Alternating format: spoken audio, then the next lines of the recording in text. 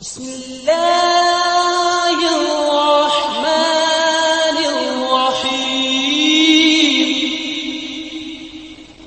اور رو کے حضور فرمانے لگے، رو کے کہ اس قبر کے عذاب سے رب کی پناہ مانگو اور اس کے لیے تیاری کر لو، یہ بڑا سخت دن ہے۔ حضرت سعد بن معاذ رضی اللہ تعالیٰ عنہ کا جب جنازہ تھا، فرماتے ہم جا رہے تھے تو 5-6 قبریں تھیں، تو حضور نے فرمایا کن کی قبریں؟ ہم نے عرض کی یا رسول اللہ صلی اللہ علیہ وسلم یہ کافروں کی قبریں۔ یہ نبی پاک علیہ السلام نے فرمایا جو مسلمان جمعے کے دن یا جمعے کی رات کو فوت ہو، حدیث کے راوی حضرت ابو ہریرہ رضی اللہ تعالی عنہ، حضور صلی اللہ تعالی علیہ وسلم نے فرمایا جو شخص بیماری سے فوت ہوا، جو بندہ سورہ ملک پڑھتا ہے، سنن ترمذی میں حضرت ابن عباس سے روایت ہے کہ حضور صلی اللہ علیہ وسلم کے ایک صحابی نے ایک جگہ خیمہ لگایا تو وہاں سورہ ملک پڑھنے کی آواز آتی۔ سورہ ملک اتنی شاندار سورت ہے کہ نبی پاک صلی اللہ علیہ وسلم نے فرمایا یہ قیامت کے دن اللہ کی بارگاہ میں ناز سے جھگڑا کرے گی اور کہے گی اے اللہ یہاں تو میرے پڑھنے والے کو جنت عطا فرما یا مجھے قرآن پاک سے علیحدہ کر دے۔ اب عذاب قبر جو ہے، قبر کے اندر جو انسان کا عذاب ہے تو وہ بھی عالم برزخ کا عذاب ہے۔ میرے رسول کریم صلی اللہ تعالی علیہ وسلم نے نہ کچھ چیزوں سے پناہ مانگی ہے، خود حضور نے، رسول کریم علیہ الصلوۃ والسلام نے پناہ مانگی۔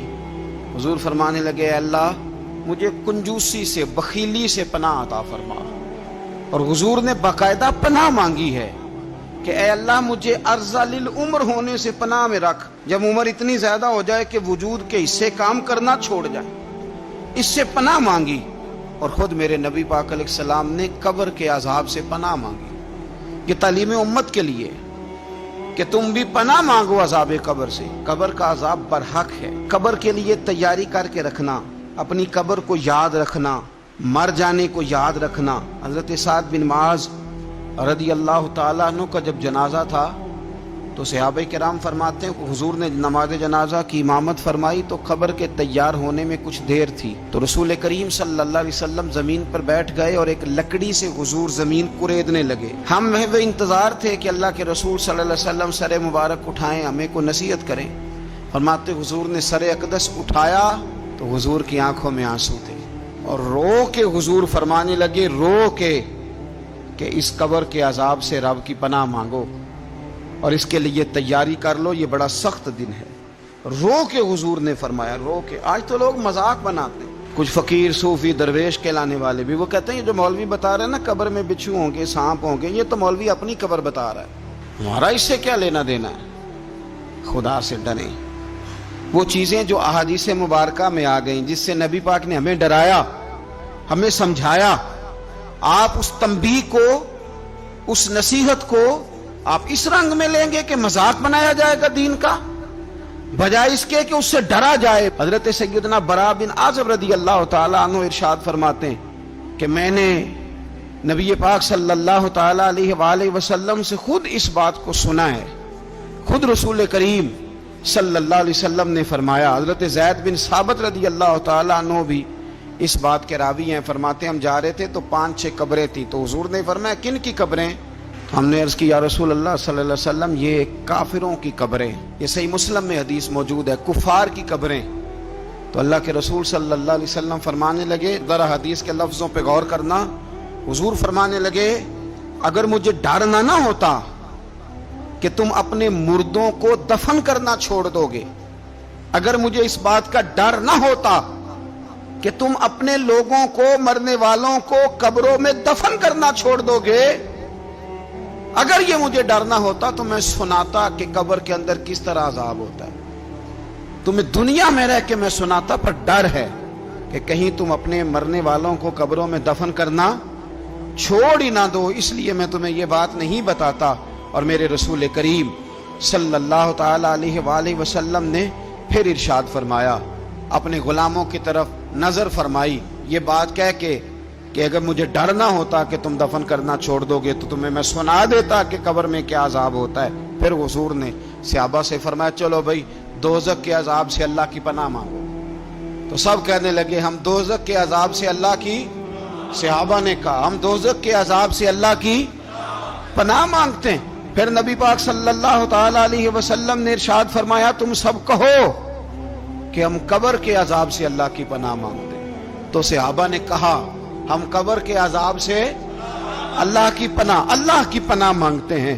پھر میرے رسول پاک علیہ الصلوۃ والسلام نے فرمایا تم کہو، سارے یہ کہو کہ ہم ظاہری اور باطنی فتنوں سے اللہ کی پناہ مانگتے ہیں۔ تو صحابہ نے کہا کہ ہم ظاہری اور باطنی فتنوں سے اللہ کی پناہ مانگتے ہیں۔ پھر میرے محبوب علیہ السلام نے فرمایا تم کہو کہ ہم دجال کے فتنے سے اللہ کی پناہ مانگتے ہیں۔ تو صحابہ کرام نے کہا کہ اے اللہ ہم دجال کے فتنے سے تیری پناہ میں آتے ہیں۔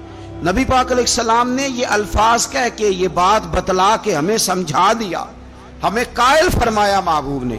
یاد رکھنا، اس بات کو اچھی طرح سمجھ لینا کہ اگر مجھے ڈرنا ہوتا کہ تم اپنے مردوں کو دفن کرنا چھوڑ دو گے تو تمہیں بتلا دیتا کہ قبر میں کتنا سخت عذاب ہوتا ہے۔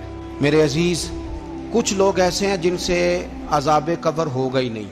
میرے رسول کریم صلی اللہ تعالی علیہ وسلم نے ارشاد فرمایا کہ جو اللہ کے رستے میں شہید ہو گیا، یہ سنن نسائی میں موجود ہے، اسے عذاب قبر نہیں ہوگا، بلکہ ایک حدیث میں تو فرمایا حساب کتاب ہی نہیں ہوگا، اللہ بغیر سوال جواب کے جنت عطا فرما دے۔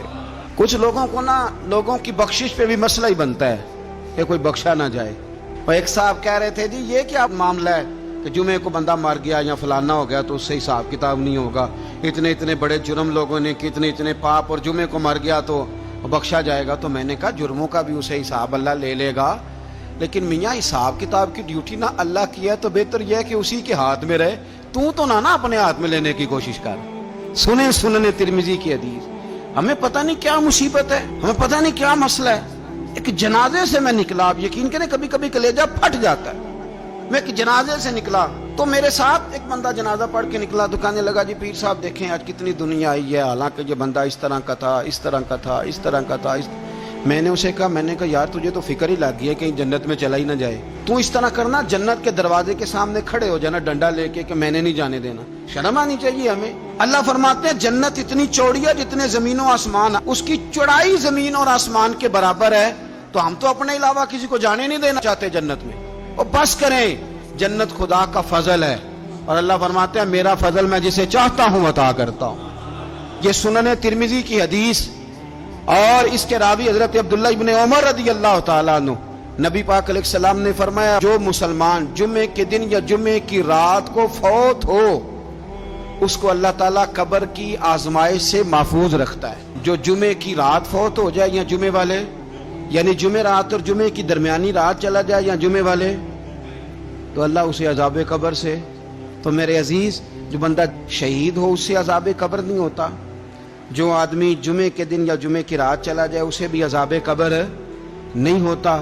اور میرے رسول کریم صلی اللہ تعالی علیہ وسلم نے فرمایا جو بندہ ایک دن اور ایک رات، یہ حدیث صحیح مسلم میں، سنن ترمذی میں، مصنف عبد الرزاق میں موجود ہے، ایک دن اور ایک رات اللہ کی رضا کے لیے اسلامی سرحد پہ پہرا دے۔ میں اور آپ سوئے ہوئے ہیں، لیکن وہ لوگ جو فوجی بارڈروں پہ کھڑے ہیں، دیکھو مدینے والے محبوب کس کس پہ کرم فرماتے ہیں۔ ساری عمر نہیں، 24-25 سال کی سروس نہیں، فرمایا ایک دن اور ایک رات اللہ کی رضا کے لیے جو اسلامی سرحد پر پہرا دے، مسلمانوں کو کافروں سے بچائے، رب اسے عذاب قبر نہیں دے گا، اسے اللہ تعالیٰ اپنے فضل سے معاف فرما دے گا۔ ایک رات اور ایک، تو آپ کیا سمجھتے ہیں کہ ان فوجیوں کی کوئی چھوٹی شان ہے؟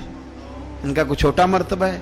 ایک دن اور ایک رات اگر یہ پہرا دیں تو اللہ انہیں اتنا انعام عطا کرتا ہے۔ اسی طرح سن لو، یہ ذرا غور سے سننا، ابن ماجہ کی حدیث، اور اس کے علاوہ مسند ابو یعلا میں موجود حدیث کے راوی حضرت ابو ہریرہ رضی اللہ تعالی عنہ، حضور صلی اللہ تعالی علیہ وسلم نے فرمایا جو شخص بیماری سے فوت ہوا، قربان جاؤں میرے محبوب نے بیماری کا نام ہی نہیں لیا، فرمایا کوئی بھی بیماری ہو، فرمایا جو آدمی بیماری سے فوت ہوا اللہ اسے شہادت کی موت عطا فرمائے گا، اور وہ عذاب قبر سے اور قبر کے امتحان سے بھی محفوظ رہے گا، اور حضور فرماتے ہیں اس کو صبح اور شام جنت کے باغوں میں سے رزق دیا جائے گا۔ جو کسی بھی بیماری سے مرا، یہ لوگ بیماری سے مر رہے ہیں تو لوگوں نے اچھوت سمجھ رہے ہیں، اچھوت یہ اچھوت نہیں ہے اس لیے کہ لوارث نہیں، یہ خدا رسول کے ماننے والے ہیں. تم انہیں اچھوت کہہ رہے ہو اور مدینے والے رسول انہیں شہید فرما رہے ہیں. حضور نے فرمایا جو بیماری سے مرے شہید ہے، وہ قبر کے عذاب سے محفوظ رہے گا اور جنت کے باغوں میں سے اللہ رزق دے گا. لوگ کہتے ہیں دیکھو جی بڑا تنگ ہو کے دنیا سے گیا ہے، تو اس بندے کو بھی عذاب قبر نہیں ہوتا. اسی طرح جو بندہ سورہ ملک پڑھتا ہے، سنن ترمذی میں حضرت ابن عباس سے روایت ہے کہ حضور صلی اللہ علیہ وسلم کے ایک صحابی نے ایک جگہ خیمہ لگایا تو وہاں سورہ ملک پڑھنے کی آواز آتی، کوئی بندہ پڑھنے والا نظر نہیں آتا تھا.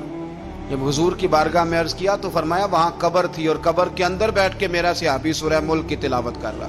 اگر ہمیں خسرہ نمبر یاد ہو جاتا ہے نا اپنی جگہ کا، اور ہمیں پتہ ہوتا ہے کہ میرے والا حصہ کتنے کروڑ کا ہے، اگر ساری کہانیاں ہمیں یاد ہوتی ہیں تو سورہ ملک بھی ہمیں یاد ہو سکتی ہے. موبائل پہ اس کو ریکارڈ کر لیں، پھر اس کو سنیں کبھی بھی سورہ ملک میں. اور ہمارے سلسلہ عالیہ میں تو سورہ ملک وظیفہ ہے. ہمارے الوظیفۃ الکریمہ میں اعلیٰ حضرت نے لکھا ہے کہ رات کو سورہ ملک اور سورہ یاسین کے بغیر سونا نہیں. سورہ ملک اتنی شاندار سورت ہے کہ نبی پاک صلی اللہ علیہ وسلم نے فرمایا یہ قیامت کے دن اللہ کی بارگاہ میں ناز سے جھگڑا کرے گی اور کہے گی اے اللہ یہاں تو میرے پڑھنے والے کو جنت عطا فرما یا مجھے قرآن پاک سے علیحدہ کر دے. میرے رسول کریم علیہ السلام نے مومن کی قبر کا حال بھی بتایا.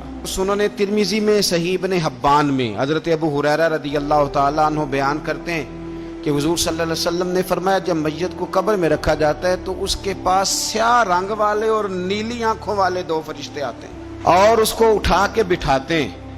باقی حدیثوں میں 3 ہی سوال ہیں، لیکن اس حدیث میں حضور نے فرمایا انہوں نے بس میرے بارے میں ہی پوچھنا ہے، اٹھا کے بس میرے بارے میں صرف یہ پوچھنا ہے بتا مدینے والے محبوب کے بارے میں دنیا میں کیا کہا کرتا تھا. تو اعلیٰ حضرت بریلوی تو کہتے ہیں میں نے تو کہہ دینا ہے سرور کہوں کہ مالک و مولا کہوں تجھے، باغ خلیل کا گل زیبا کہوں تجھے، تیرے تو وصف عید تناہی سے ہیں بری، حیراں ہوں میرے شاہ میں کیا کیا کہوں تجھے، لیکن رضا نے ختم سخن اس پہ کر دیا، خالق کا بندہ خلق کا آقا کہوں تجھے.